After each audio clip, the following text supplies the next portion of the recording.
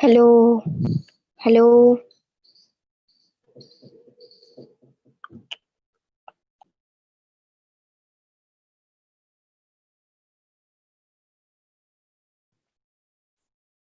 You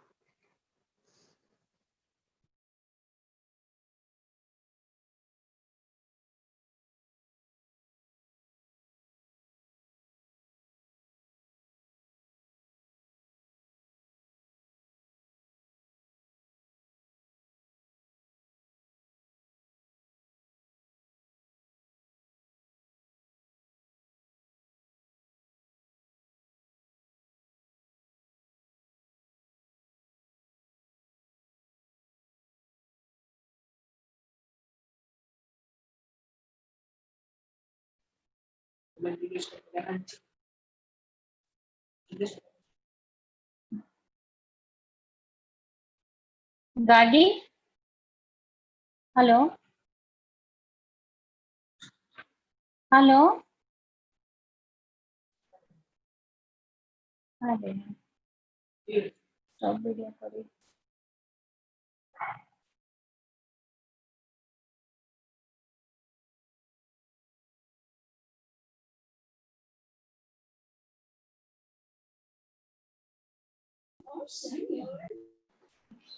হ্যাঁ, hello hello Madhumita দি,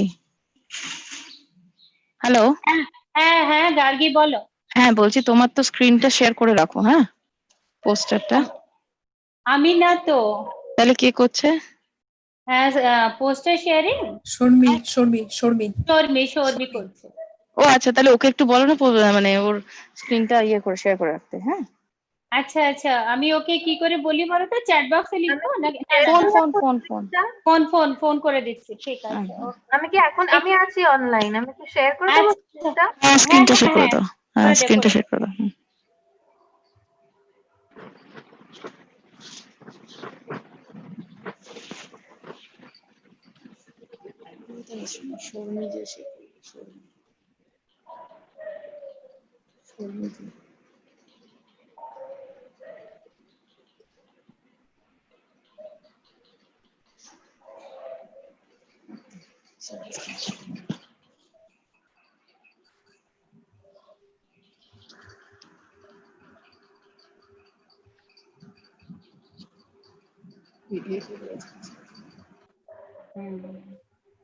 এটা share করা থাকলে প্রবলেম হবে না?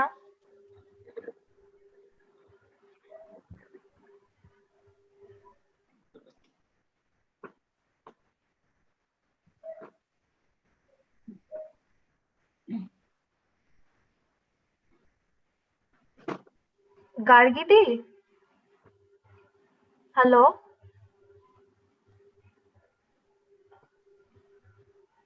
গার্গীদি, আছো? শর্মি আমি আছি, কিছু কি হ্যাঁ বল? মধুমিতা দি, আমি যদি স্ক্রিন শেয়ার করি না, আমি তাহলে মানে ভিডিও দেখতে পাচ্ছি না আর কি। মানে ও মনে হয় বললো ওই যেটা স্ক্রিন খালি থাকার সময় থাকবে ওইটুকু শেয়ার করে দে নাকি, আমি বুঝতে পারছি না। না মানে আমি শেয়ার করে এইটা, রাখতে পারি, এই বাট লেখাটা থাক, এই হ্যাঁ লেখাটা এই থাক। লেখাটাই থাক। ওকে ওকে, ব্যাস, তাহলে হ্যাঁ আমি আচ্ছা ঠিক আছে, সাইডে দেখতে পাচ্ছি। ওকে, থ্যাংক ইউ। ওকে ওকে, হ্যাঁ।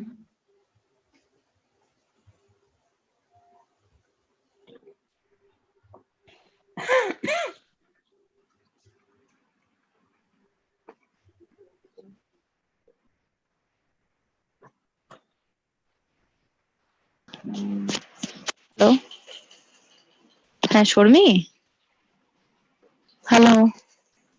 শর্মি, হ্যাঁ, বলছি না, শোনো মধুমিতা, তুমি শুনে রাখো, ওকে একটু বলে দিও যে মানে ওর পোস্টারটা যেন শেয়ার করা থাকে, একমাত্র স্পিকার বললেই যেন ওটাকে সরিয়ে দেয়, বাকিরা থাকে বললে অসুবিধা, ওরকমই মানে রেখে দেয়। স্টপ শেয়ারিং করে দেবো তো, স্পিকার ঠিক বলতে? আছে। হ্যাঁ হ্যাঁ, শুধু স্পিকার বললেই স্টপ শেয়ারিং করে দেবে, ঠিক আছে? ওকে ওকে ওকে। ওকে।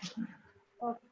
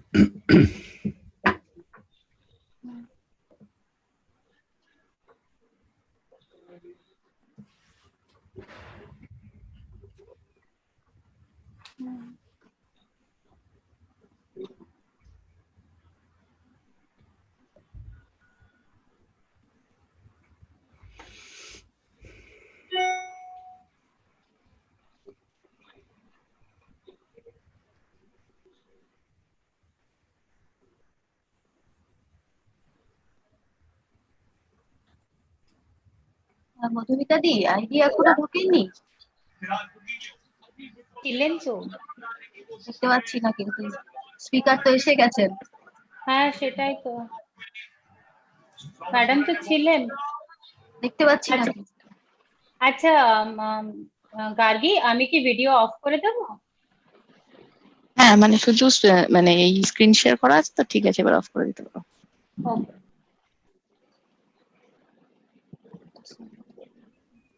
How many participants do we have? 69 already. Oh gosh.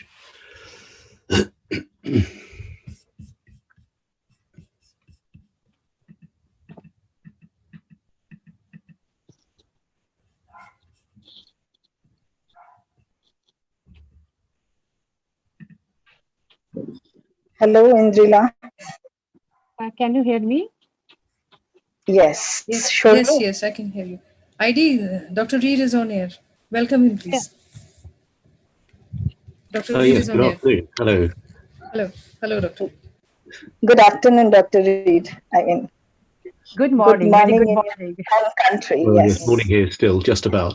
Yeah. Yeah.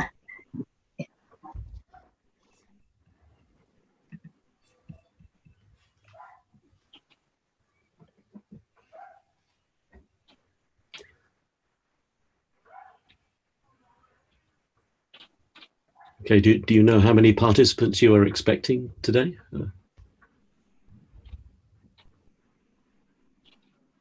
Indrani, Yes. Indrani, Professor Reed is asking something about the number of participants you're Oh, expecting. Gargi can. Yeah, Gargi can say. Gargi. Hello, Gargi. Can you hear me? Yeah. I don't know, actually. Oindrida can say. I think around about 150 to 200. I mean, total number of registered candidates is about 550, around about 550. So we can Oh, expect you- at least 200 to 250 people. oh People my are just goodness. joining in, yeah. Hopefully, yeah. It's very inclement weather. Yeah, so yeah, hopefully everyone will connect within the next 15 to 20 minutes.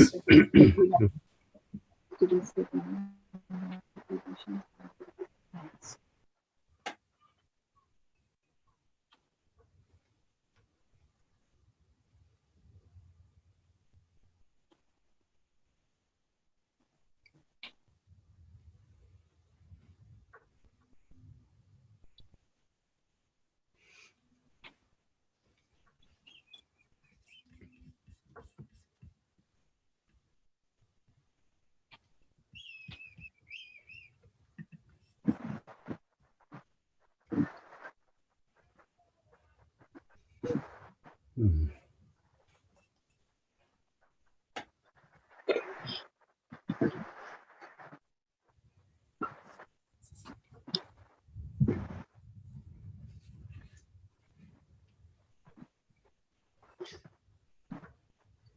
Shall I just try sharing my screen just to check that it works okay? Yes, yes. Yeah. Let me just try. Let me see, share screen. On the right page. What's happened to? Future editions of the Beginning Minutes. Yeah. These sessions are chiefly aimed at the speaking audience to mitigate the spread from monotony of the land and give them a sense of relief and revival. The pandemic has robbed them of their own regular vulnerability, but it has also pushed them towards a new understanding of nature. People nowadays are finding time to do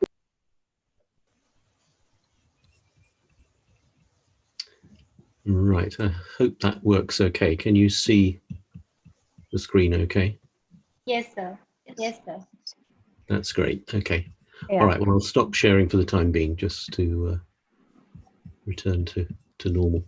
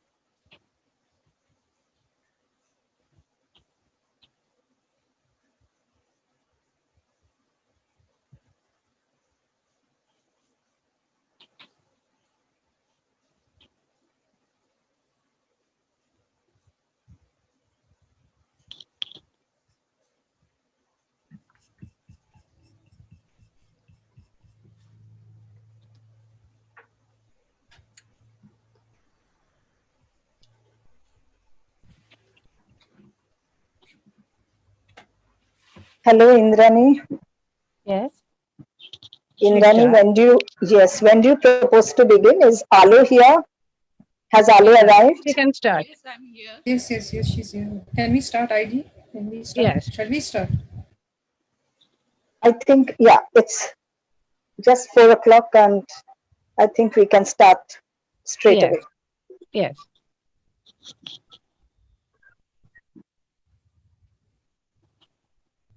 Hmm. Hello, please.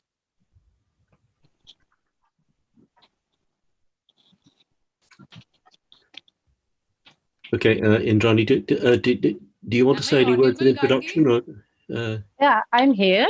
Alu will start. Alodi, you can I think some network problem is there. Yes. Yes, Yeah. yes. Alodi, you can start. Thank you. A very good afternoon to all of you.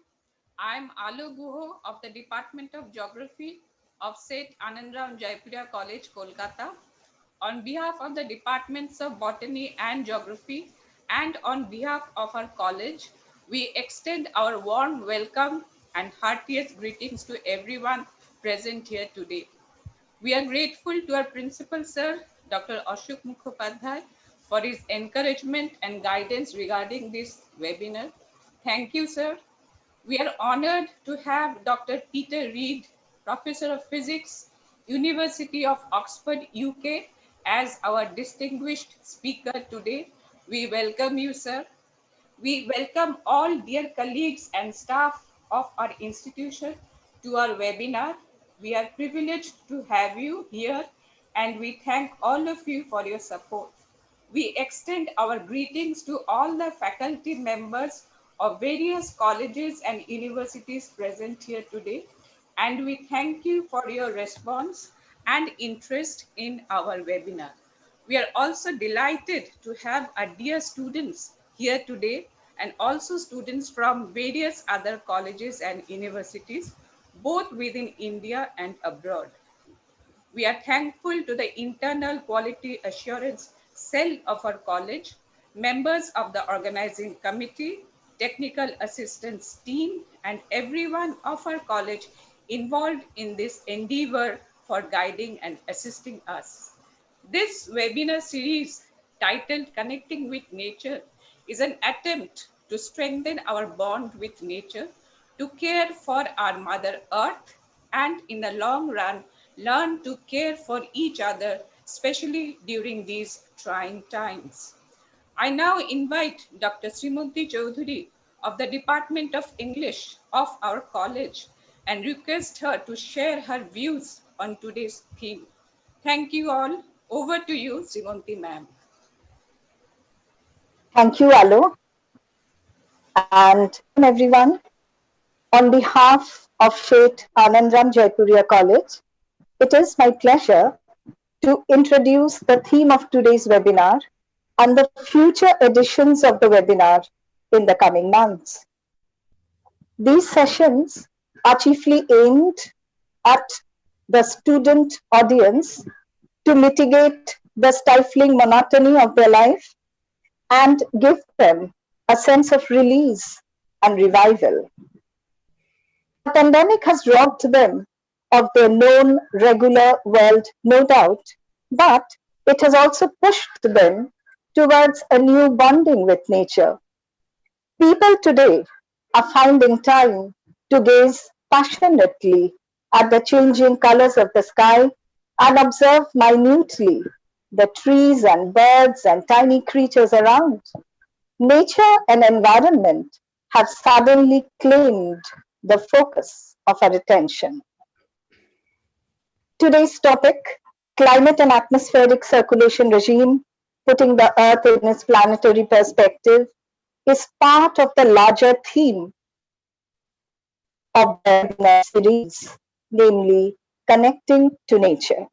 The theme is universal, essential, and subject to endless exploration and interrogation. In the Vedic times, nature or environment was conceived holistically, comprising the five elements earth, water, fire, air, and sky. and embracing both biotic and non-biotic, that is living and non-living components. A strong sense of eco-ethics pervaded ancient Indian culture. Mention was made in the Vedic texts of environmental protection and ecological balance. For any inadvertent action leading to the earth's injury, there were prayers for forgiveness, such as this from the Atharva Veda. Whatever I dig from thee, O earth, may that have quick recovery again. O purifier, may we not injure thy vast art. The worshipful attitude of Indians towards an all-inclusive nature shows itself in the very concept of Mother Durga and her family. The idols are symbols of human virtue and vices, and the animals are representatives of almost every species of the animal world, from the wild lion to the herbivorous elephant, the reptile serpent, the aquatic swan, the nightbird owl, forester peacock, and the rodent rat. Ganesha's wife, Kolabo, is actually a bunch of 9 medicinal plants termed Oshadhi and is worshipped at the very beginning of the elaborate puja process, indicating the ancients' awareness of life consciousness in plants. We in the post-industrial age have violated this reverence towards nature and disturbed its inclusivity and balance. Nature likewise has retaliated in the form of melting glaciers, cloudbursts and flash floods, air pollution, forest fire, holes in the ozone layer, and irregular climatic condition. Going back to the ancients again, we cannot help but recall their concept of cosmology, comprising the earth, the heavens, and the atmosphere or antariksh in between. Known as Paryavaran in Sanskrit, the atmosphere was supposed to be a protective covering, a safety net around the planet Earth. Depletion in this covering, owing to irresponsible human act, has led to increased warming of the Earth's surface and the consequent climatic disaster. We look forward to the lecture by Professor, a physicist at the University of Oxford, to guide us towards a new understanding of the atmospheric dynamics of our planet Earth. In view of the practical necessities of modern civilization, we need to strike a judicious balance between man in nature and man versus nature, and restrict our activities to a sane and rational level. To end my thoughts, I would like to quote again a few lines of prayer from the Rig Veda. Do not harm the environment. Do not harm the water and the flora. Earth is my mother. I am her son. Tranquility be to the atmosphere, to the waters, to the crops, and the vegetation. Thank you. And now, to introduce our distinguished speaker, Professor Peter Reed, eminent scholar and teacher at the University of Oxford, I call upon Dr. Indrani Das of the Department of Botany. Over to you, Indrani. Good afternoon. Thank you for being with us here. When education is concerned, knowledge is concerned, mankind and researches are concerned, when humanity is concerned, when our mother nature is concerned, the world is one. We are pleased to welcome Dr. Peter Reed, an eminent professor of University of Oxford, United Kingdom. He obtained his PhD degree in radio astronomy from University of Cambridge. Currently, he is a professor in atmospheric, oceanic, and planetary physics within the Department of Physics at the University of Oxford, where he has led a group researching the fluid dynamics of planetary atmospheres and oceans since the early 1990s. He is also a fellow and tutor in physics at Trinity College of University of Oxford. He has also held posts as head of atmospheric, oceanic, and planetary physics in Oxford from 2008 to 2013 and UK Met Office Joint Chair of the Oxford Met Office Academic Partnership from 2013 to 2019. He has been a member of space mission science teams on the Mars Observer, Mars Reconnaissance Orbiter, and Cassini missions with NASA. His works have been published in many international journals of reputations. He will be going to enlighten us about how climate and atmospheric circulation regime putting our beautiful planet into a planetary perspective. Dear participants, please join me in welcoming our honorable guest speaker, Dr. Peter Reid. Dr. Reid. Thank you, Indrani, and thank you, Dr. Chowdhury, also for your very thoughtful comments. I will share my screen so we can begin the presentation. So I hope that is now going to work. Okay, I hope you can see my title slide. So as Indrani has mentioned, my theme this afternoon is concerned with trying to understand the circulation regimes of planets in general. The Earth is a planet that is very special to us in very many ways, but it's important for us to understand where it sits within the range of possible planetary configurations. The Earth is just one member of a family of planets in the solar system. It happens to be the only planet so far that we know of that hosts a biosphere, hosts life, but it is in many respects a fairly typical planet. And in the light of recent discoveries since the middle 1990s, we now know that planets surrounding stars are a very common occurrence. There are very many planets around within the galaxy and beyond. And this poses all sorts of intriguing questions as to what are these planets like. Are any of them remotely like Earth? And do any of them host life or have the capacity to host life? Well, these are background questions that motivate the kind of study that I'm going to talk about today. So I'm going to begin with Earth, and this is a rather nice movie that I hope comes through okay to everybody. So what we're looking at is a set of images of the Earth's atmosphere seen from geostationary satellites. These are satellites that orbit the Earth at a distance in such a way that they orbit the Earth in precisely one day. So that means that they will be able to view the same part of the Earth all of the time.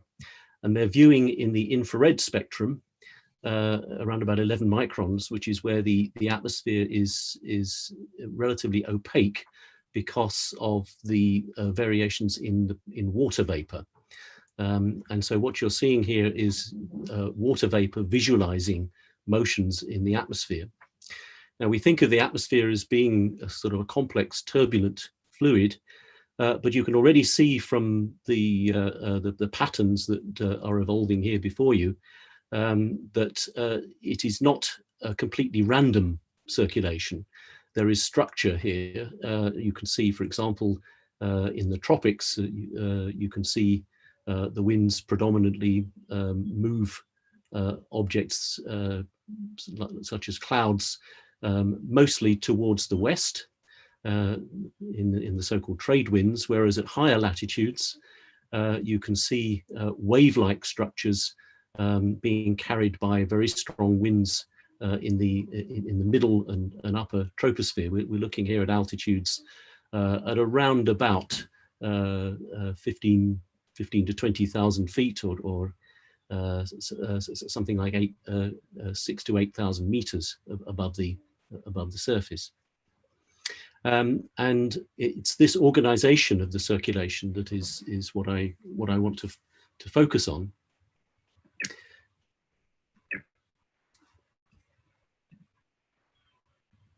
So the organization of the Earth's climate and circulation, I guess, is probably familiar to many people.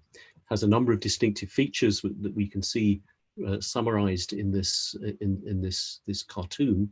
So it has low latitudes in the tropics. The circulation is dominated by an overturning circulation in latitude and height, known as the Hadley circulation, after James Hadley, the 18th century explorer, and dominated by the trade winds, which are predominantly essentially towards the west.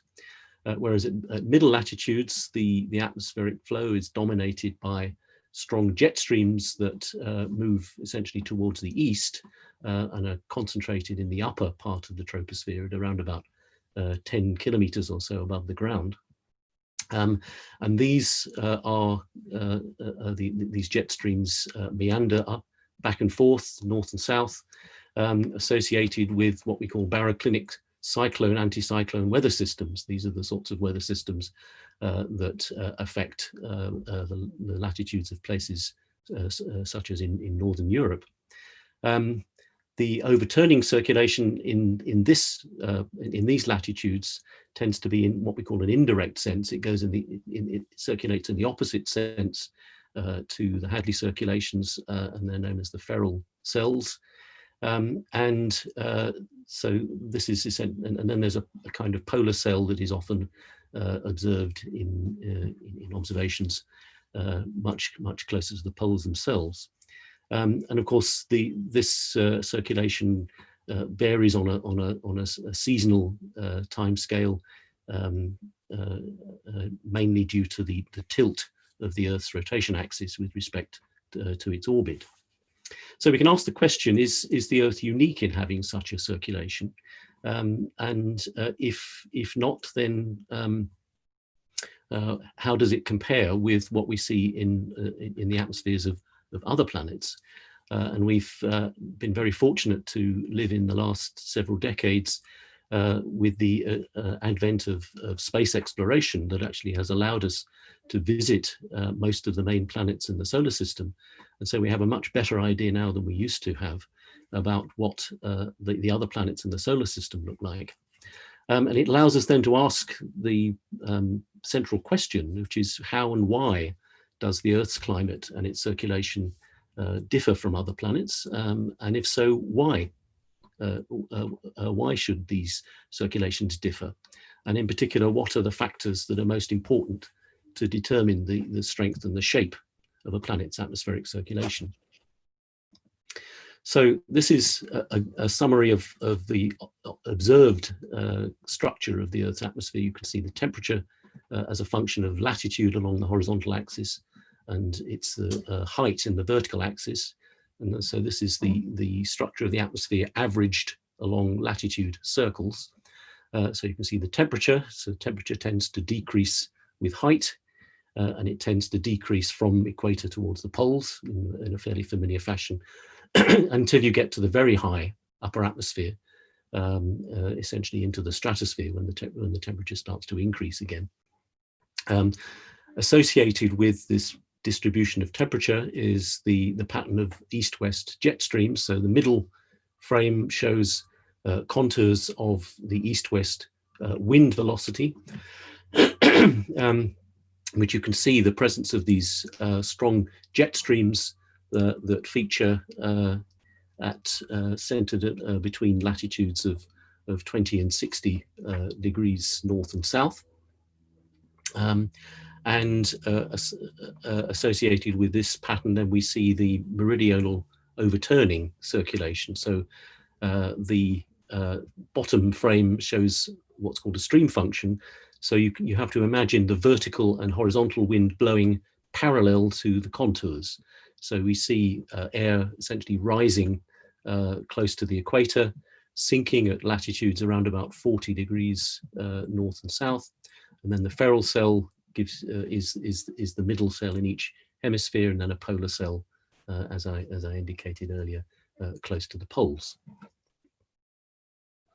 Now these are observed, but we can also simulate the atmosphere's behavior in exquisite detail, and I couldn't resist showing this movie, which is essentially a model simulation of essentially the same kind of fields that we were seeing in the movie that I showed in the very first slide. So this is an atmospheric numerical model with a resolution of about 10 kilometers across the whole globe. And what you can see here being visualized are clouds and moisture in the atmosphere, again being transported and advected by the winds in the middle of the troposphere. So we can capture an awful lot of the great detail that is manifest within the Earth's atmosphere. What about other planets? So other solar system planets tend to look pretty different from the Earth. This is a sort of collage of all of the main planets in the solar system, shown to scale.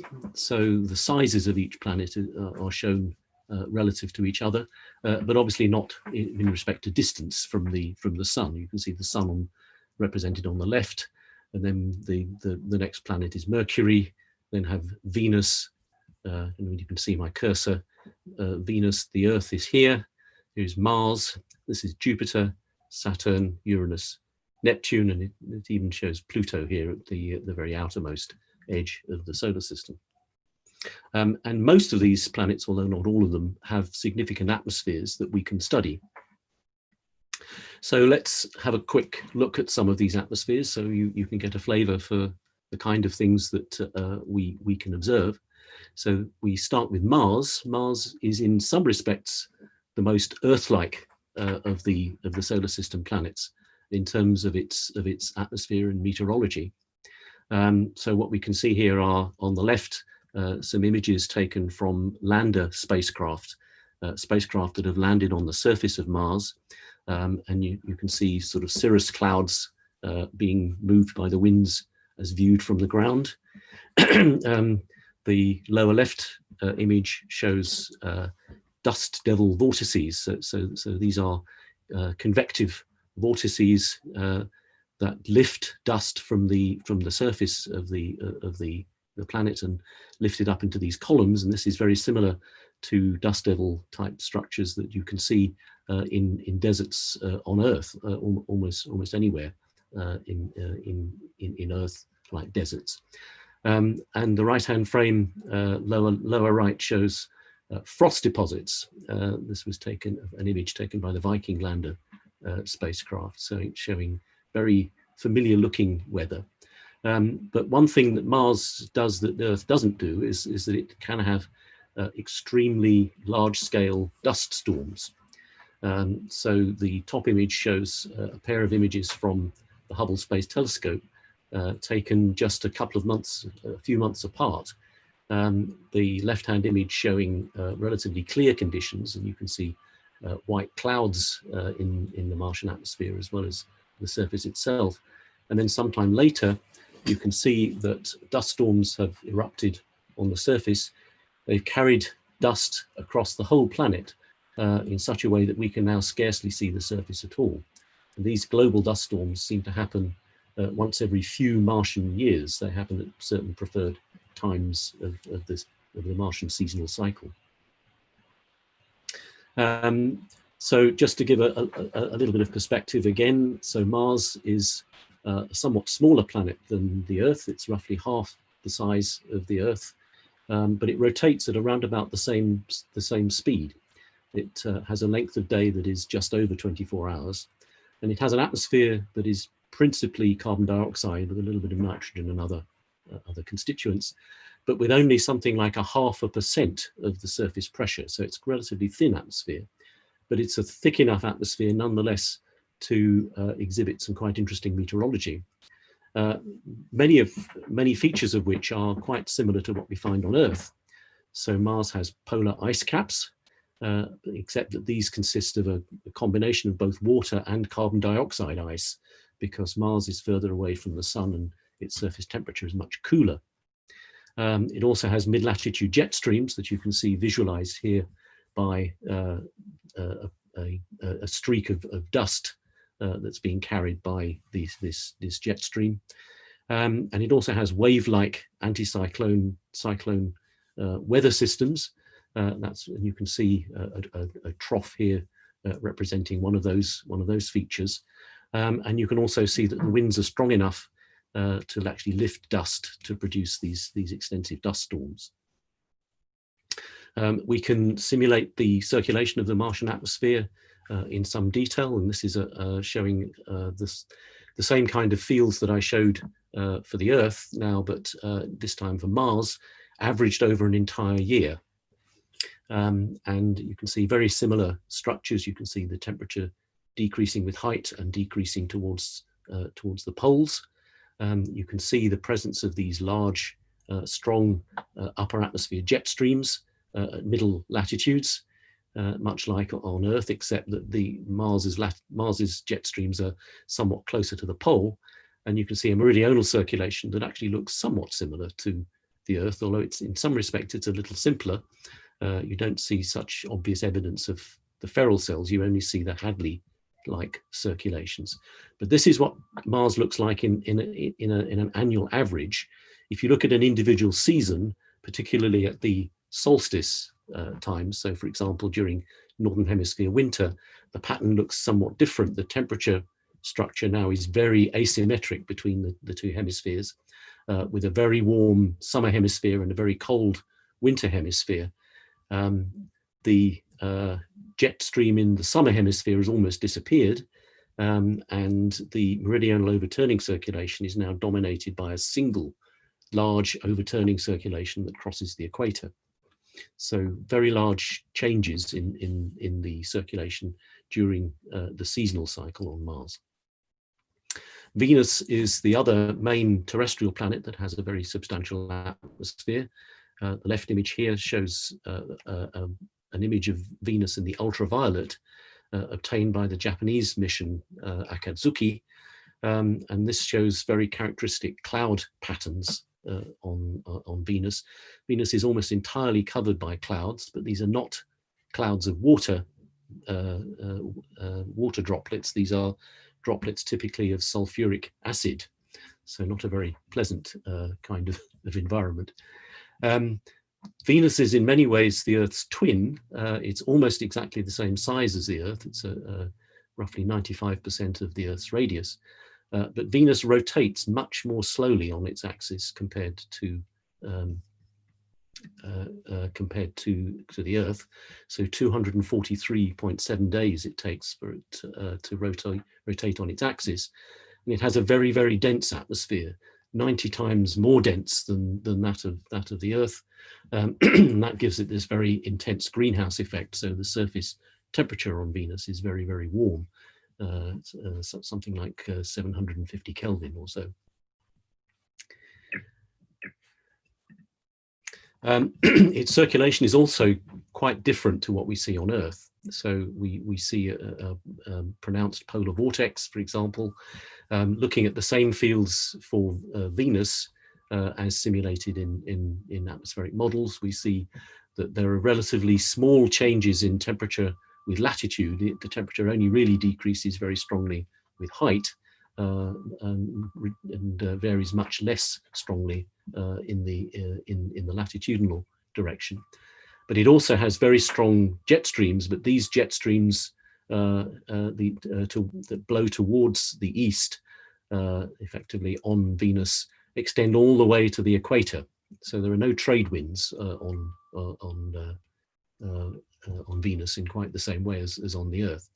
And the overturning circulation is now completely dominated by the Hadley type of circulation that extends almost all the way now from the equator to the poles.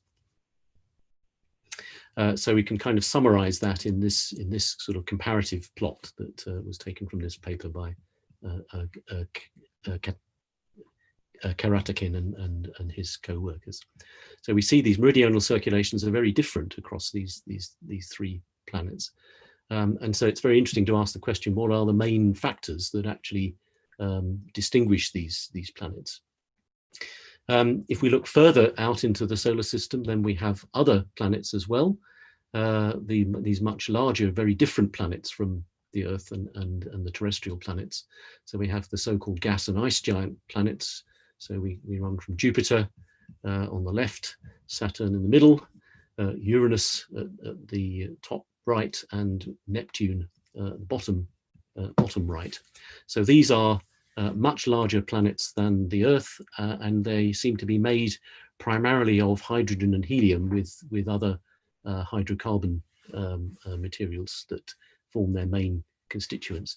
And you can already see that they're also covered in clouds, mostly clouds of ammonia ice on Jupiter and Saturn, and on Uranus and Neptune, then the ice is probably a methane ice primarily that we can see being very prominent here in these images.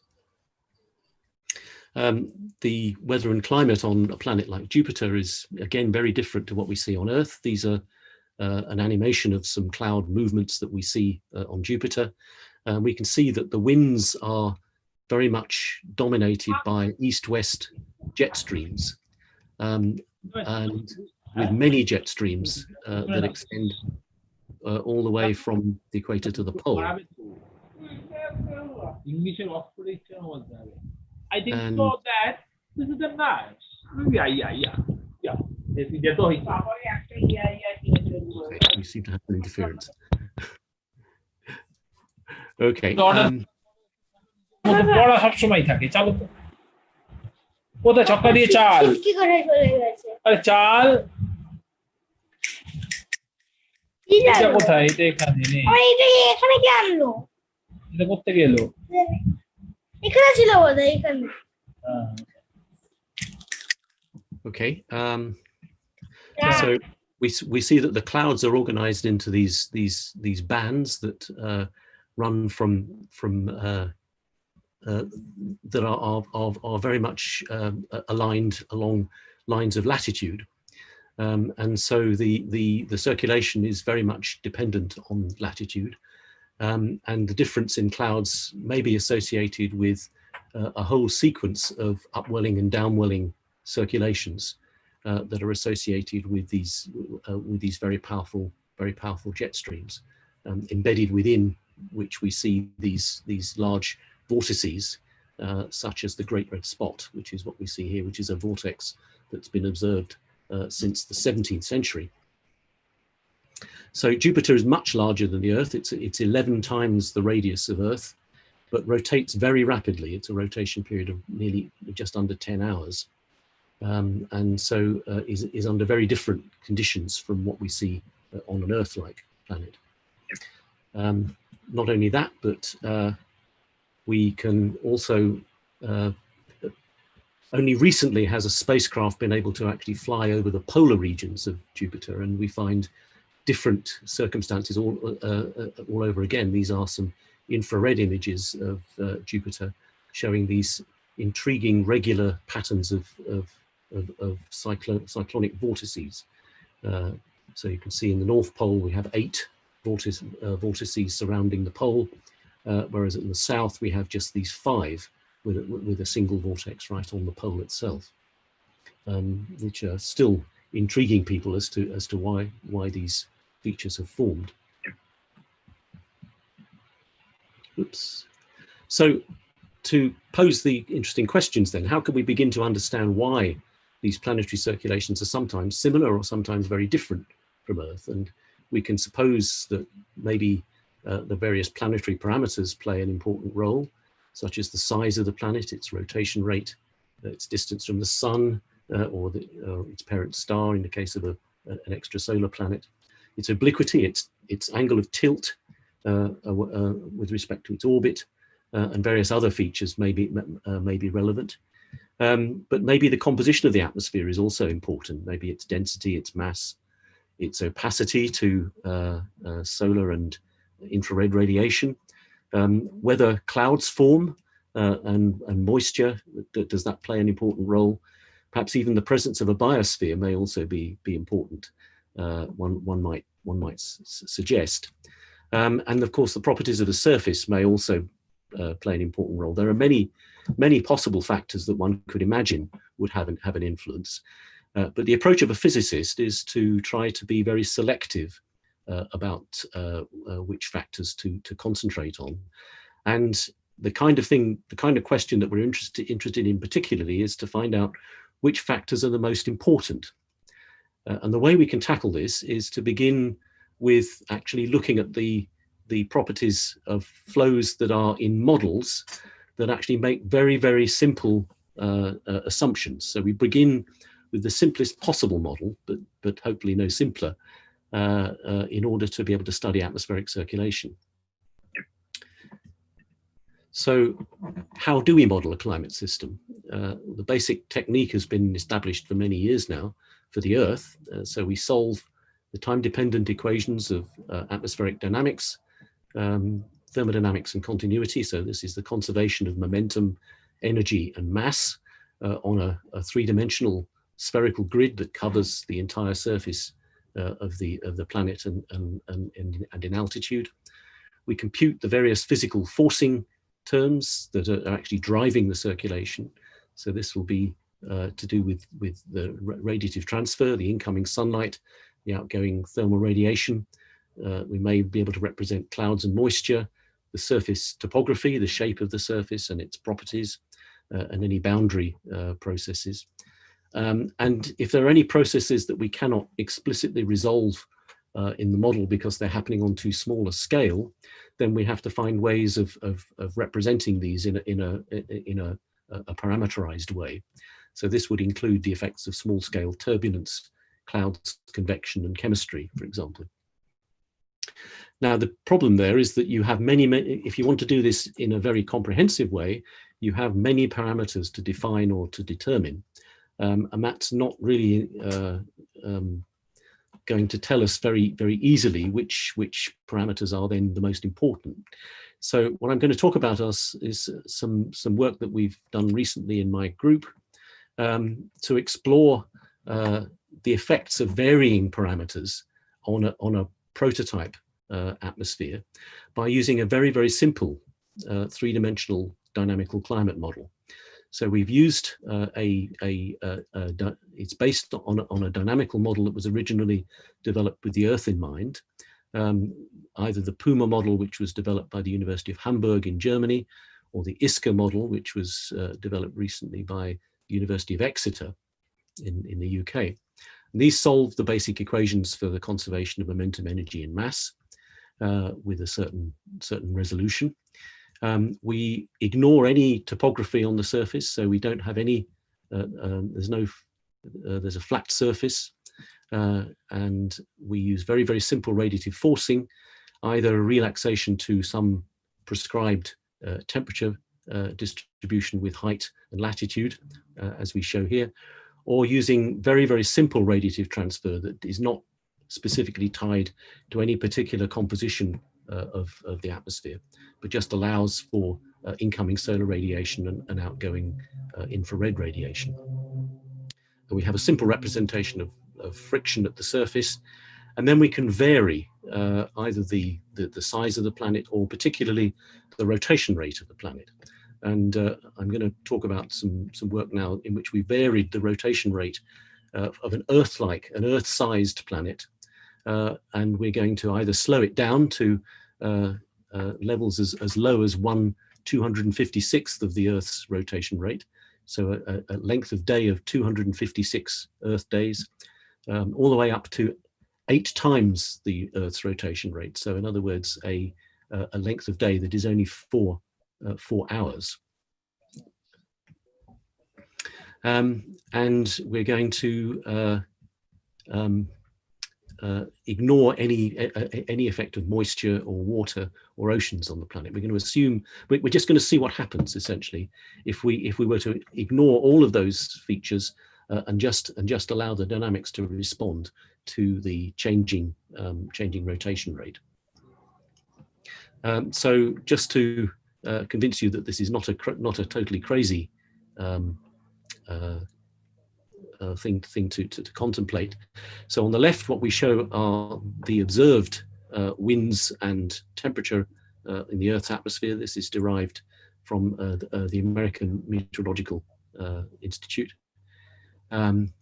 So the upper panel shows the temperature as a function of latitude and height, and the lower panel shows the zonal winds, so that you can see the mid-latitude jet streams. And the right-hand panels show what we produce if we run our very simple model under Earth-like conditions, so with the same rotation rate and the same the same distribution of heating and cooling, produces patterns of temperature and wind that are actually quite similar to what we see on Earth. And so what we show now here is what happens if we now start varying the rotation speed. So the top left panel shows, well, all of these panels show the animations of the east-west wind in each simulation. And this is the east-west wind near the top of the troposphere, so at an altitude of about 10 kilometers or so. And what we're doing is varying the rotation rate. Here we're slowing the Earth down. So the top left is the equivalent of the Earth's rotation rate. The top right is at 1/2 of the Earth's rotation rate. Bottom left is 1/8 of the Earth's rotation rate, and bottom right is at 1/16. And so you can see trends already in what happens if you slow the Earth down. So you can see that the jet stream itself, which is the sort of red and orange part of the wind, starts to move towards the poles, and the wave number, the number of waves that you fit around a latitude circle starts to decrease. And as we get to very slow rotation rates, sort of 1/8 and 1/16, you can see that the main jet stream gets very close to the pole. But at the equatorial regions, you see that the color is changing and has actually now become an eastward wind rather than a westward wind. And that persists all the way down to these very, very slow rotation rates. Whereas if we go to more rapidly rotating planets than the Earth, so again, the Earth is top left, twice the Earth's rotation rate is shown top right, 4 times the Earth's rotation rate is bottom left, and 8 times the Earth's rotation rate is shown in the bottom right. And you can see now what's happening is that the mid-latitude jet stream that we see under Earth conditions now starts to split into more than one jet. And we see, first of all, 2 or 3 jets in each hemisphere when we double the Earth's rotation rate. And this becomes multiple jets in eastward and westward at the much higher rotation rates, ultimately becoming with many jets that appear between equator and pole in the 8 times Earth's rotation speed case. We can see these trends fairly clearly if we now look at the zonally averaged distribution of temperature and wind. So this is showing maps in latitude and height. So latitude along the horizontal axis, height along the vertical. The left hand shows the temperature structure. You can see how that varies as we slow the Earth down. And you can see that as we slow the Earth down, the jets on the right-hand panel move towards the pole, as we saw in those animations. And the overturning circulation, the Hadley circulation, also widens and extends towards the poles Whereas if we increase the rotation speed, so this time the Earth is at the bottom, and the rotation speed increases as we go up, you can see that the zonal jets now move towards the equator and then start to break up into multiple parallel jets. And associated with each of these jets are separate overturning circulations. So the whole circulation becomes much more complicated and organized into these multiple zonal jet structures. So the naturopathy, Ayurveda, adult care, pest control, and medical and wellness tourism is picking up. So if you are an entrepreneur, then you could look at.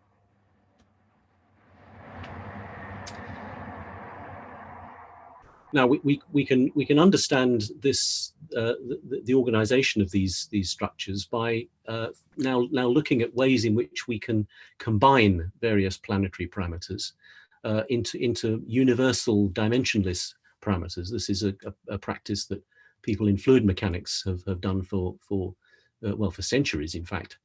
And the way that seems most useful to construct these parameters is to look at ratios of various quantities, and in particular looking at ratios of some of the forces that act on the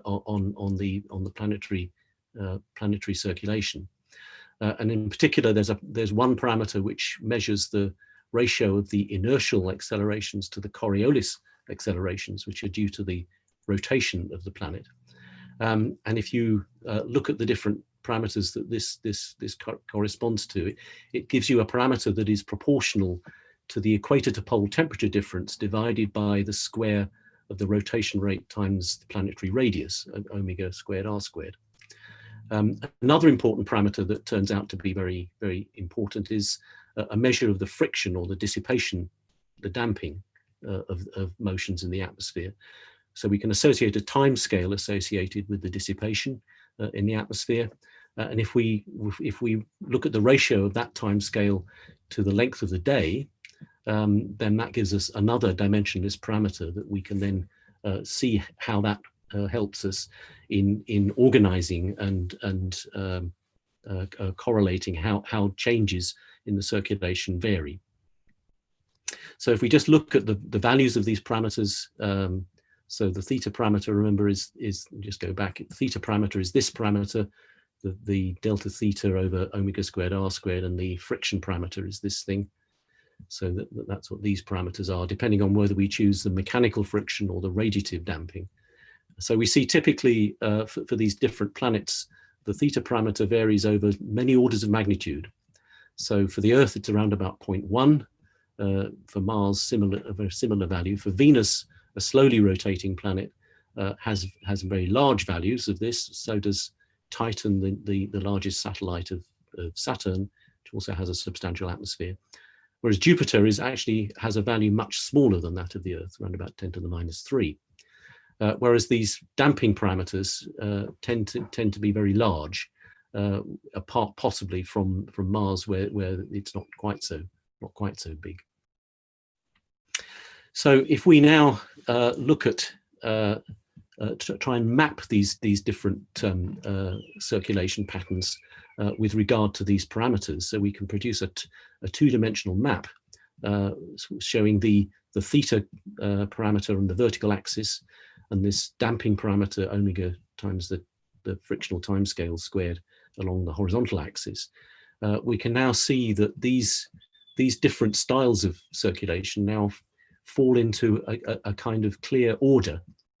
And we see that near the top right of our diagram, we see these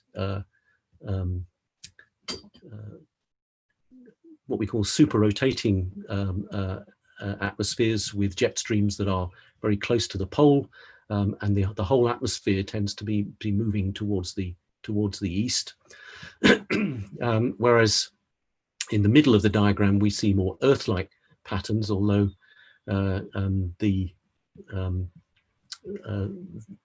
this is the half Earth rotation rate case, which is a little bit more Mars-like. And Earth itself is around about the middle.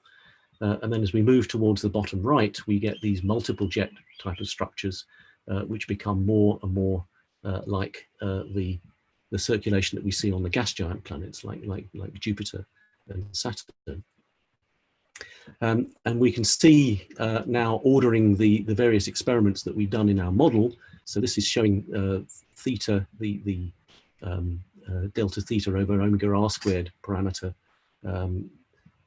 scaling with the rotation speed, so from slow rotation all the way up to very fast rotation, and this is the damping parameter.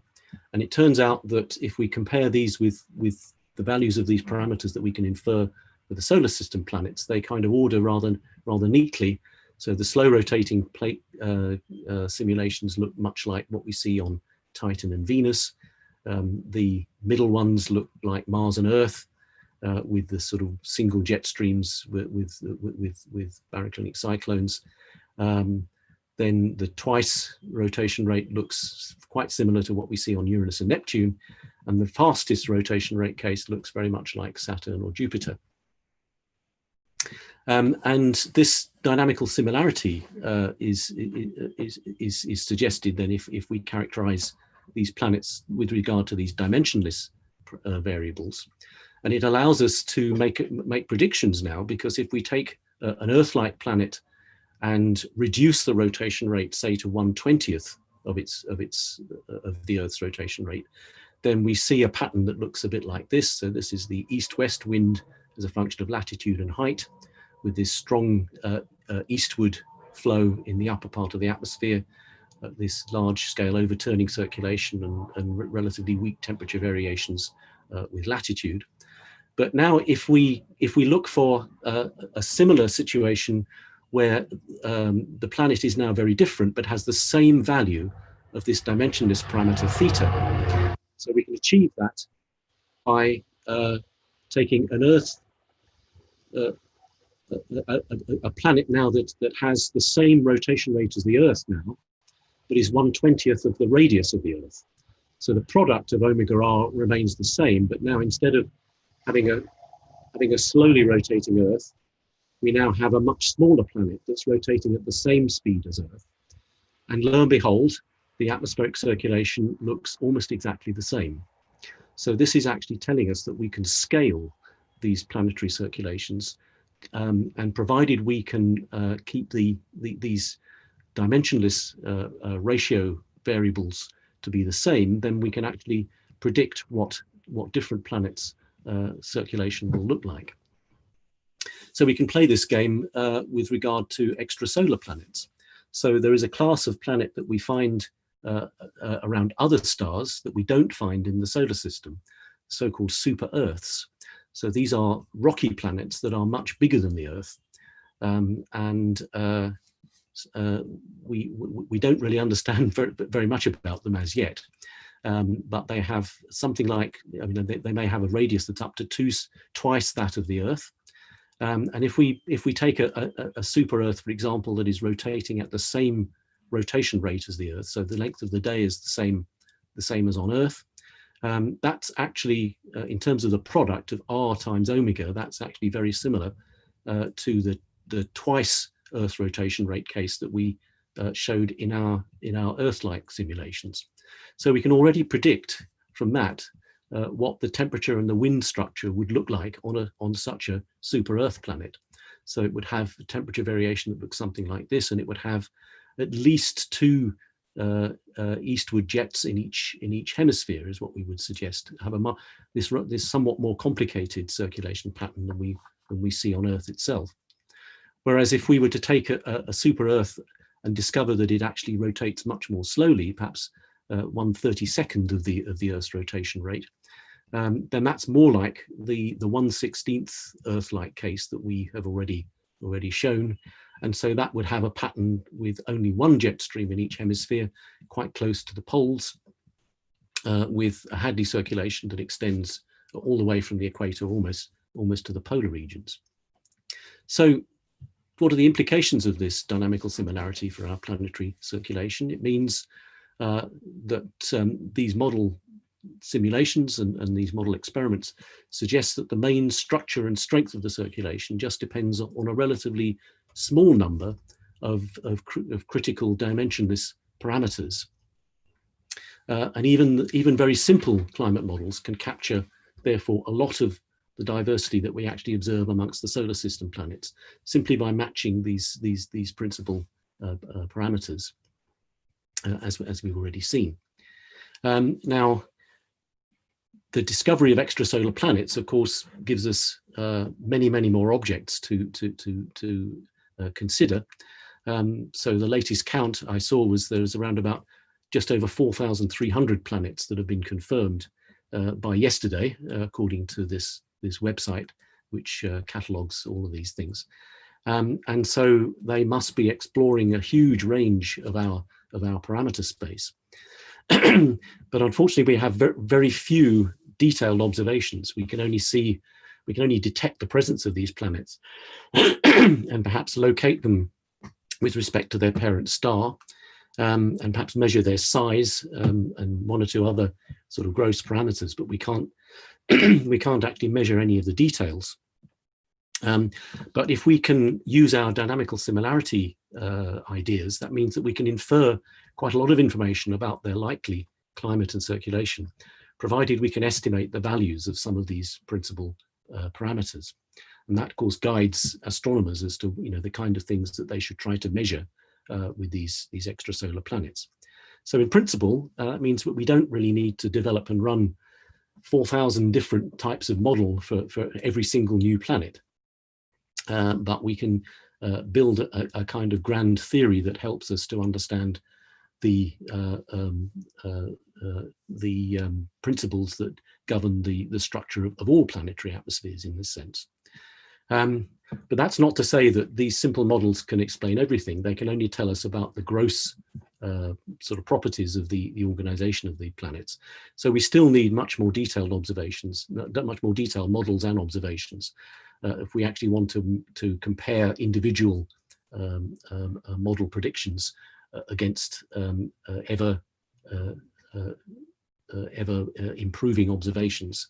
And we're going to see observations of extrasolar planets becoming much better in the near future, that will be able to tell us much more about these different planetary atmospheres, and will hopefully help us to improve our theoretical understanding of how all planets work.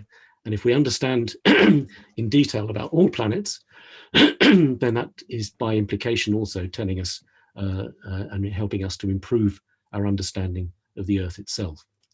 So I think that's a good point at which to stop, and I must thank you for your patience and your attention, and I'm very happy to take some questions if there are any questions.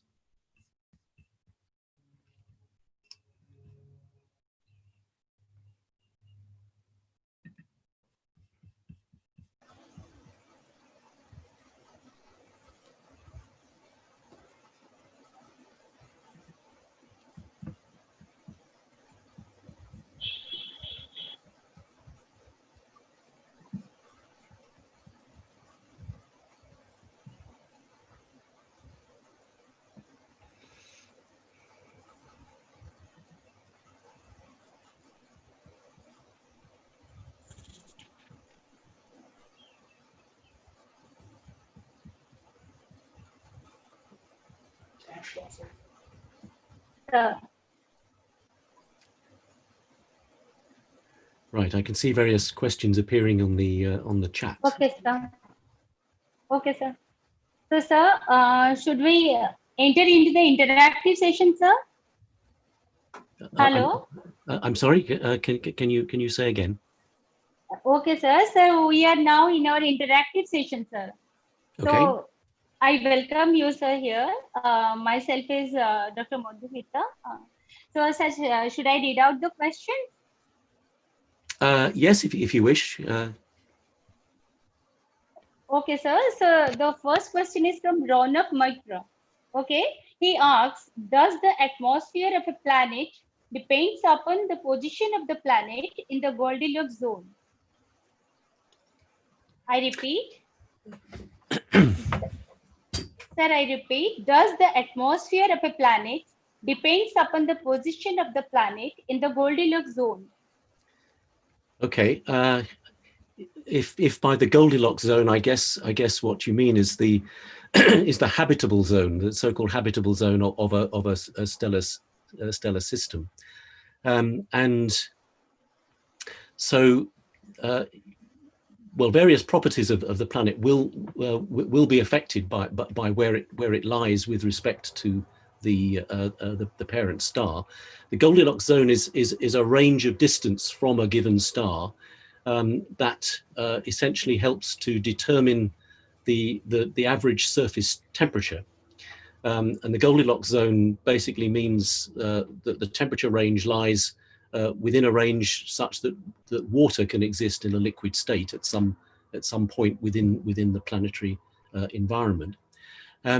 However, there is nothing really there's nothing particularly special about the Goldilocks zone in that sense with regard to the atmospheric circulation, because that depends much more on the planetary rotation and one or two other parameters, but particularly in a sense how the atmosphere is heated and cooled, and that is affected probably more by the tilt of the planet's axis with respect to the orbit than where it lies within the orbit itself, with one proviso, that if you move too far out of the Goldilocks zone, particularly going away from the star, you may eventually get to the point where the equilibrium temperature of the planet is so low that the constituents of the atmosphere will then actually condense from a vapor phase into a liquid phase or a solid phase, and the atmosphere may then disappear. So in that point of view, the presence or absence of an atmosphere may depend on your location with respect to the parent star. Okay, sir. Thank you, sir. So next question is from Nisha Tandon. That is, what is the theory behind the changing magnetic field of the Earth? I repeat, what is the theory behind the changing magnetic field of the Earth? Well, this is not really an area that I would claim any particular expertise, but we know that the Earth's magnetic field is almost certainly generated by motions that are taking place in the Earth's liquid core. So the Earth's core is comprised mainly of liquid metals, mostly iron and nickel. And seismologists tell us that the structure of it is such that there's a solid inner core and a liquid outer core that occupies something like a quarter to a third or so of the inner part of the Earth, and as a result of motions that are generated inside the core, which is partly due to heating and cooling, but it's also, there may also be some mechanical and compositional stirrings that go on. This stirs up the metal, and because the metal is a very good conductor of electricity, then motions of liquid metal will also constitute electric currents, and that's essentially what generates the magnetic field. But because this is being generated by a turbulent motion in the core, then the behavior of the magnetic field that's generated may also behave in a chaotic fashion. Now there's various evidence that suggests that that there is still order within this chaotic behavior, such that there are cyclic variations. So the Earth's magnetic field grows and decays and reverses, much in a similar way to what we see on the Sun. I know there's some interest at the moment because the Earth's magnetic field is undergoing some interesting changes. I mean, the magnetic field does vary in a constant way. There are various features that sort of actually move with respect to the solid Earth, and there are various features that seem to suggest that parts of the magnetic field are actually becoming weaker. So there's a lot of interest at the moment as to whether we are approaching the conditions that might lead to a reversal of the Earth's magnetic field. This will happen at some stage, we believe, but nobody knows when. and we don't have models that are good enough to be able to predict this. So this is something that is very interesting. We understand some of the principles behind what generates the magnetic field, but we don't know enough about it yet to be able to predict in any detail how it is going to behave in the future. Okay, sir. Thank you, sir. The next one is from Samrat Bhattacharya.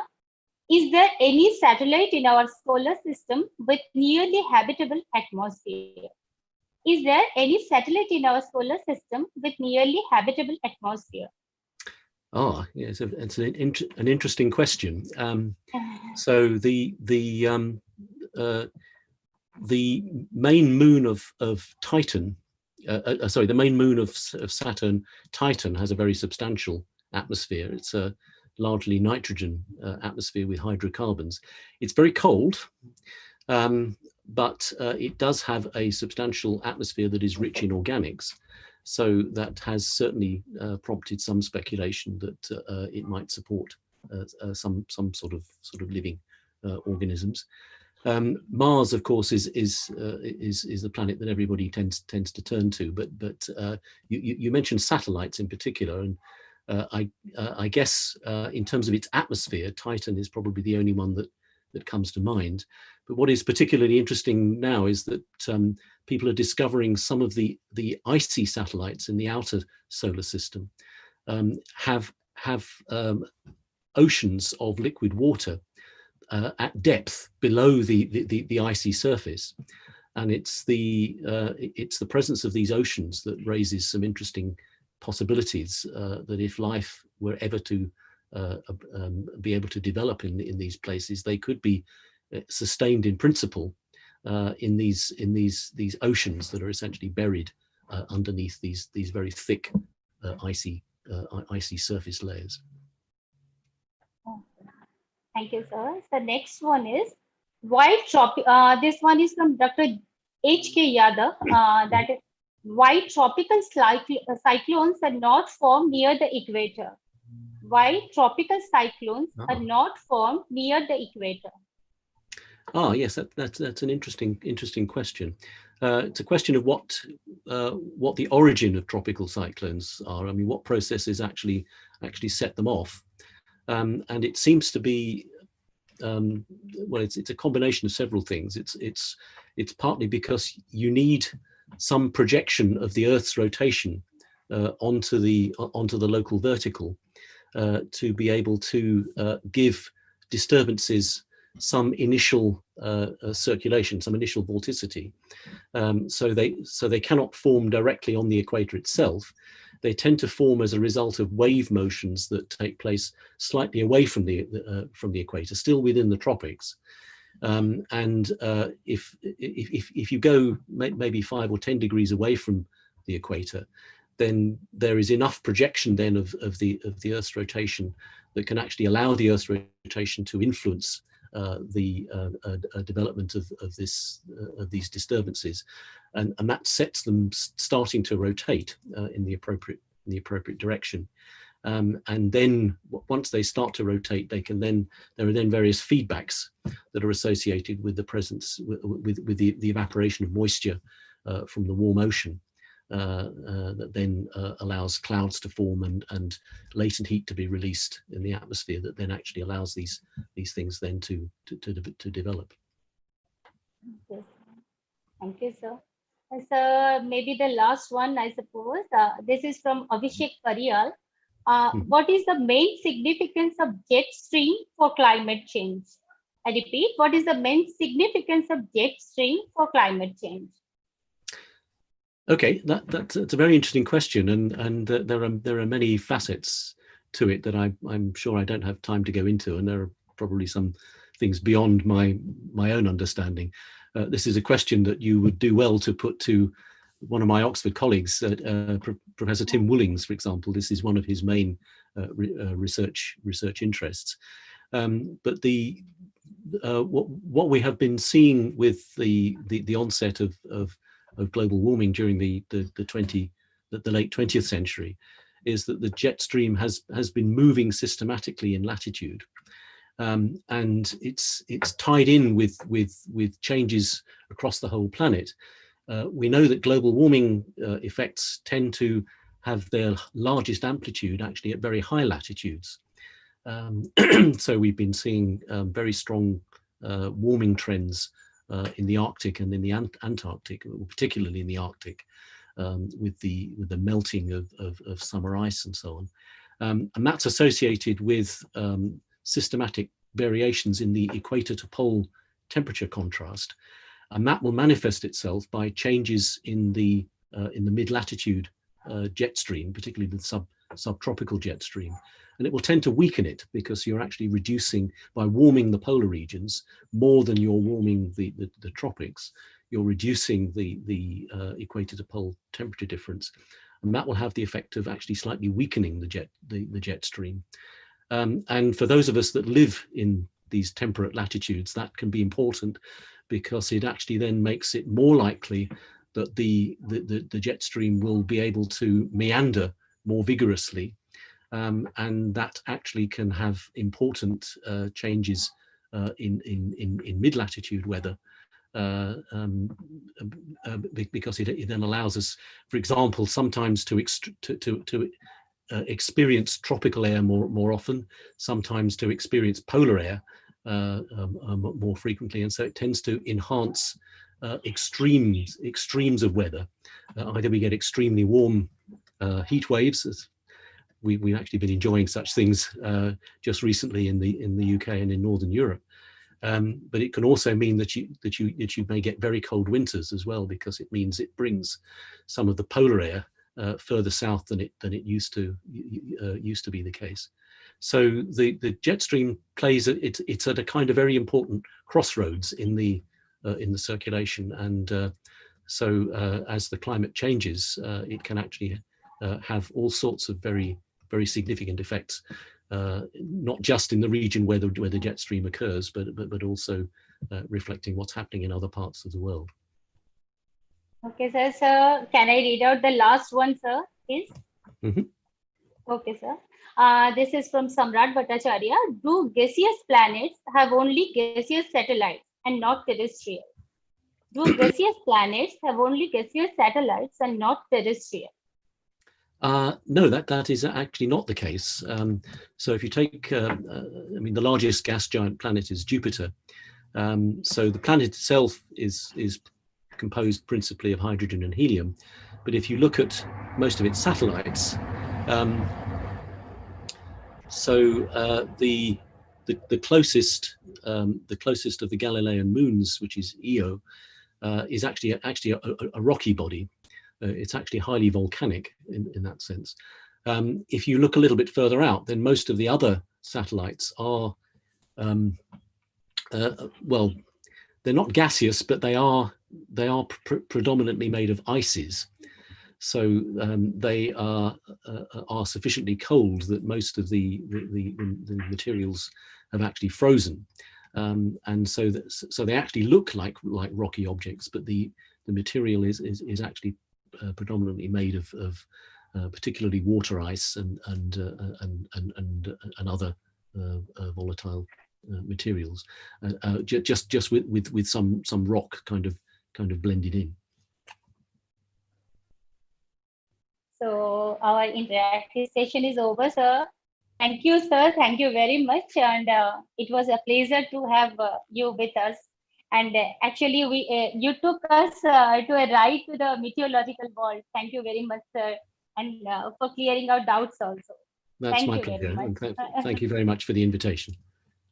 Okay, sir. So we are really very sorry due to time crunch. We could be able to read only few questions. If you have further queries, do mail us at naturetalksajc@gmail. So right now we have an announcement. The participant. Okay. Madhumita, I'm. Hello. I have a small query to Professor Reed. You had been enlightened. Okay, sir. His address. Okay, sir. I had been having a news items on the very steady and fast depletion of ice sheets in Greenland in an alarming rate. I know it's today the topic is about astrophysics. Even then, you are closer to Greenland. England is closer to Greenland, and we are also alarmed by this event. I had been having this sort of a news item on a few days. Can you throw some light and how could it be stopped? This steady erosion of ice sheets in Greenland. Thank you, sir, and thank you, Madhumita, for allowing me. Okay. Well, I'm not sure I can answer this very very authoritatively. We have indeed been hearing some worrying reports. I guess that the melting of the Greenland ice sheet has been accelerating in the last few years, and the problem seems to be that once you start the melting process, the meltwater manages to find its way down to the base of the ice sheet, and then acts as a lubricant. So it actually helps the ice to slide along the rocky material underneath. And what that tends to mean is that the glaciers, which tend to very slowly flow back down towards the ocean, of course, can now flow much more freely. So this is what we're seeing. Now you ask the question, can we stop it? Well, it's a very good question. The basic problem is tied, I think, very closely to this issue that I mentioned earlier, that because of the increase in greenhouse gases in the atmosphere, that is producing essentially global warming. The global warming effect is much stronger at high latitudes, and so that is in a sense what is accelerating the surface melting of the ice sheet. So if you want to stop that in its tracks, then the only real answer is that you have to take greenhouse gases out of the atmosphere. And exactly how we do that, I think, is a very substantial challenge. And I don't know that anybody has come up with a viable solution as yet. So this is something that I think we need to throw very much at our younger generation. This is something that is needed urgently, I think, to find some way in which we can very much reduce our reliance on carbon for our industry. But not only that, we have already pumped large amounts of carbon dioxide into the atmosphere, and it doesn't go away very quickly.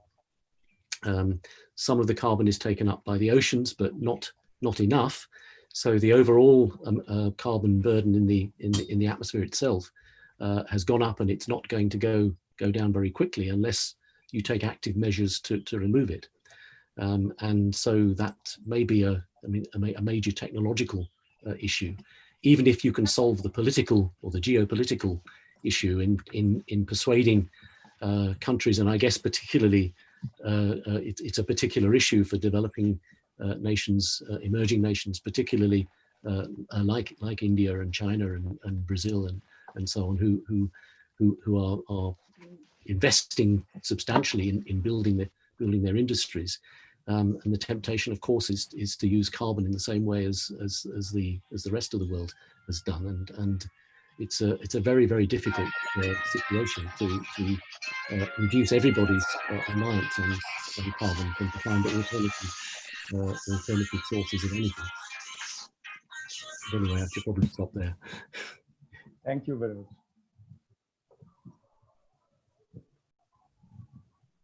Okay, sir. So I need to ask a question. Alodi? Hello, ma'am, are you there? Hello, ma'am? Yes, I'm there. Okay. Ma'am, so you can give the vote of thanks. Madhumita, okay. There's a participant from Kenya. He wants to ask a question. Just allow him to do so. I mean, he's been waiting. Okay, ma'am. Okay. Hello. Hello. My name is Eric from Kenya. Okay. I'm sorry for asking question when the time is over. No, sir, you can ask. Thank you very much. I wanted to confirm from Dr. Reed about something concerning the dwarf planets and how many planets do you have? Is Pluto considered to be a planet or it's no longer a planet? Ah, yes. Okay. Yes, that's an interesting question. It's been quite controversial, I guess, within the last 10 years or so. But Pluto is now considered to be what's called a dwarf planet, and it's therefore one of the most well-known members of this new class of planet. So the dwarf planets are these rather smaller objects, and they seem to be very common in the very outermost parts of the solar system. I don't know exactly how many we know about now, but there are certainly several tens of planets that are of these dwarf planet objects, objects that are of comparable size to Pluto, almost certainly icy objects, and these inhabit the region beyond the orbit of Pluto. And so, although it may sound as though Pluto has been demoted in importance, but it's actually now being viewed very much as a prototype of a new type of planet that we're only just beginning to discover and to understand. So it's actually we can think of planets within the solar system to fall into one of three different categories. There are terrestrial rocky planets that occur in the middle, in the inner solar system. There's the gas giants that we find in the sort of further out, and then there's these dwarf planets, the so-called Kuiper belt objects, of which Pluto was the first to be discovered, essentially. Okay, so sir, you got your answer? Thank you. Okay, sir. So, hello, ma'am. Yes, I'm there. Yes. Okay. Over to you. You just then you invite Sharmi. Okay, you give the vote of thanks. Okay. Thank you, Madhumita. Am I audible? Yes, you are audible. Okay. Thank you so much, Dr. Reed, for a brilliant, informative, and absorbing speech on climate, on today's topic, climate and atmospheric circulation regimes, putting Earth into a planetary perspective.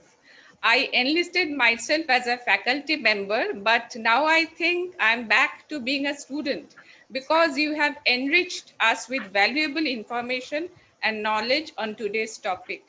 Your vivid description of the atmospheric dynamics of our planet and our neighboring planets has been a treat for curious minds. Your presentation widened our horizon of knowledge. Thank you, sir, for gracing our webinar. As to the theme of the webinar series, Connecting with Nature, it needs to be reiterated that nature is a storehouse of sustenance, the basis of life, the foundation of survival. We live and die in the lap of nature. Nature provides us raw materials, which man converts into resources by using his skill, his labor, his intellect, and his knowledge. With all its beauty, mysteries, and power, nature ignites our curiosity, allures us, and dares us. It arouses our sense of wonder, our sense of awe, beauty, and also our sense of goodness. We undertake voyages on Earth to space. We explore, we discover, we invent, we create history, we write literature, all with the purpose of achieving a better understanding of nature to bond with it. When we look around, we see colors, we hear myriad sounds, we see eternity, we see ourselves, all of which make us realize how precious life is, how important it is to share and care. Nature is thus a teacher, a healer, a pacifier, just like the lull after a storm, fertile soil after floods, rebuilding after destruction. Nature guides us towards immense possibilities. It is up to us to choose the best path so as not to destroy nature, but to nurture and sustain it and in turn nourish life on earth. Thank you all. Stay happy, stay safe. I now invite Professor Shormi Bhattacharya to present a slideshow of posters submitted by the students. Over to you, Shormi. Thank you, Professor Alo Guho, and a big thank you to Dr. Reed for such an insightful session. Now, without further ado, I would like to start with a presentation of selected posters based on today's theme and issues.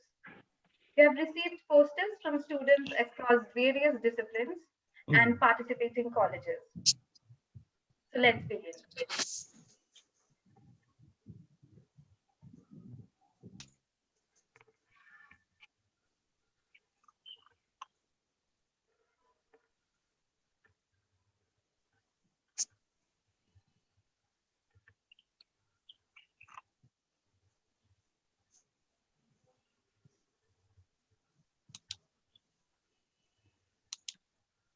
The first poster has been put together by Shalini Shaha, an MPhil scholar in School of Oceanographic Studies from Jadavpur University, Kolkata. The poster has been titled El Nino Event, Outturn of Atmosphere-Ocean Interactivity. She has beautifully presented the concept of El Nino, which is associated with rising temperature and heavy rainfall. She has charted the comparison of atmospheric and oceanic conditions during this phenomena, shown the effects of El Nino, its change over a century, its impact in Latin America and the Caribbean, along with its prediction. I leave the slide on for some time for everybody's visual satisfaction.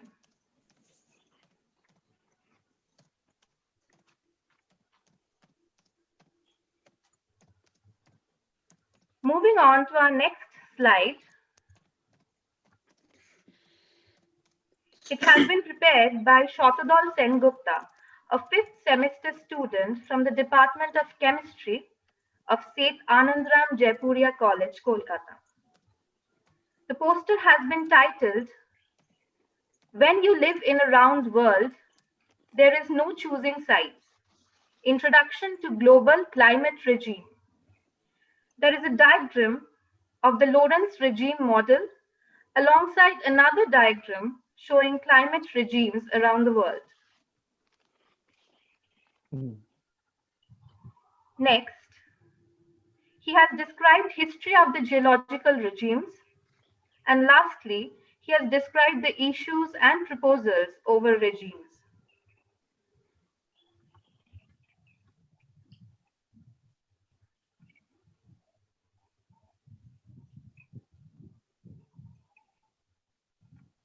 Our next poster, and quite a vibrant one, has been jointly made by Dipayan Sharma, Paritosh Bagh, and Saptarshi Dotto from the Department of Chemistry of Seth Anandram Jaipuria College as well. The poster, titled Aurora Borealis, explains the concept of the northern lights and the effect it has on climate change. They have also cited how magnetosphere affects the aurora emission. I leave the slide on for some time.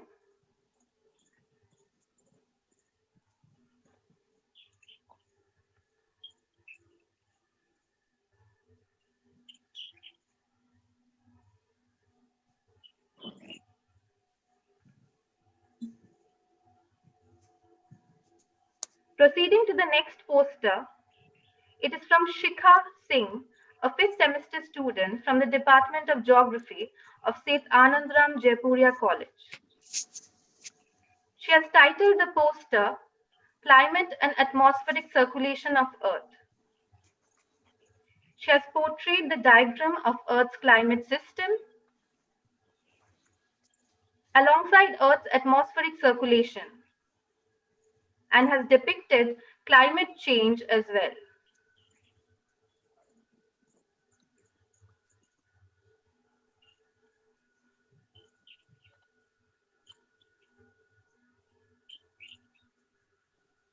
The next poster has been prepared by Hani Biswas, a third semester student from the Department of Chemistry of Jaipuria College.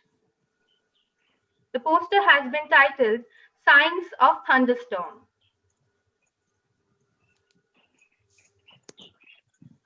And describes the formation of thunderstorms. The chemistry behind this phenomena has also been explained.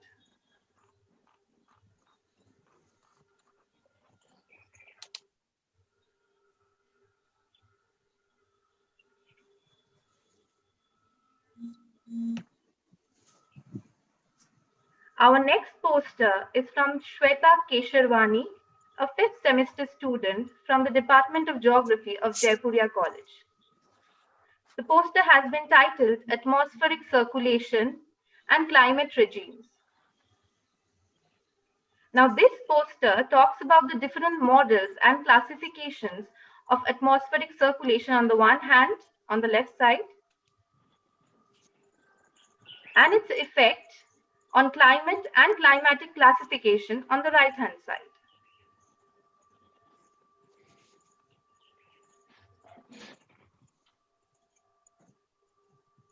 We can also see the effects such phenomena has beneath.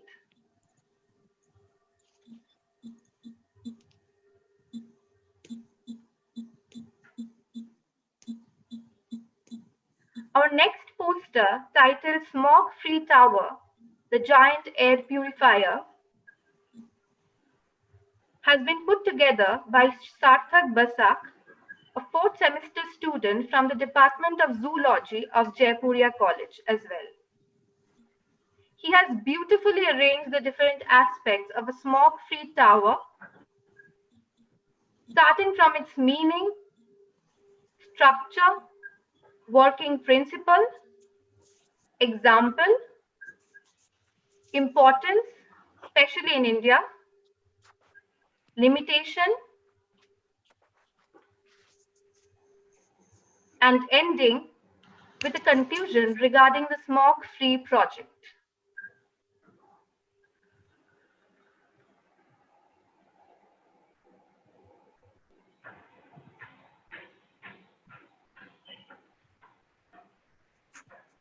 The final poster consists of 2 slides and has been jointly prepared by Abhilasha Ganguly and Gairika Bhattacharya from the Department of Zoology of Seth Anandram Jaipuria College, titled Mangrove Forest as Eco-Health Regulator of Sundarban Delta. They have shown how the mangrove forest helps in the sustainability of the soil, biodiversity, environment, and livelihood of the region.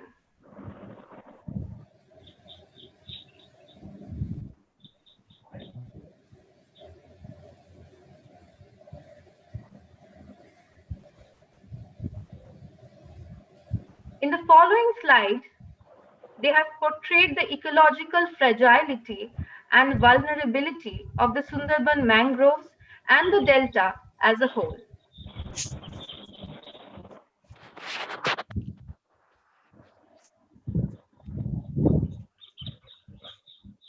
With this, I end this presentation.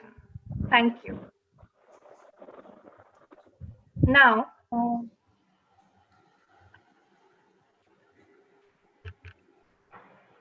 I would like to call upon Professor Srimonti Chaudhary for announcing the 3 best posters. Over to you, Srimonti ma'am.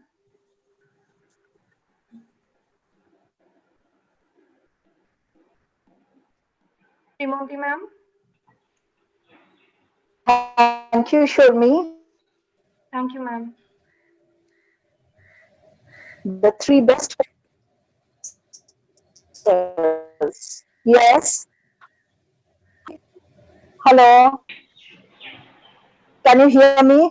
Yes, yes. Yes, ma'am. Yes, Professor Chaudhary, we can hear you. Please go ahead. Okay, fine. Thank you, Shurmi, for entrusting me with the task of announcing the 3 best posters from today's poster presentation. Each poster in this competitive section was unique and impactful in its own way. However, as judged by the designated panelists, the three winning posters are as follows. Third position, Smoke Free Tower, the Giant Air Purifier by Sarthak Bose, 4th Sem UG student, Department of Zoology, Shet Anandram Jaipuria College, Kolkata. Second position, When You Live in a Round World, Introduction to Global Climate Regime by Shotodol Sengupta, Department of Chemistry, Shet Anandram Jaipuria College, Kolkata. First position goes to El Nino Event, Outturn of Atmosphere Ocean Interactivity by Shayoni Shaha, MPhil Scholar, School of Oceanographic Studies, Jadavpur University. We congratulate all the participants, hope to see more of them and wish them all the very best for their future, all our participants. Now, to offer the vote of thanks, I invite Oindrila Ghosh, faculty in the Department of Computer Science. Over to you, Oindrila. Thank you, Dr. Chaudhary. I would like to take this opportunity and thank Professor Reed for his illuminating talk. I would also like to thank Honorable Principal Sir and Dr. Ashish Ghosh, Administrator of S.A. Jaipuria College, for their encouragement and support. Heartfelt thanks to the members of the IQAC for their cooperation extended, and I sincerely acknowledge the love and interest shown by the entire SAJC family. Thank you, audience members, for your active participation. With this, I would like to end this webinar with a promise of being back with our second chapter on 4th September 2020, themed on cyclones and its tracking and monitoring issues. Goodbye to you all, and wish you all a very nice day. Thank you.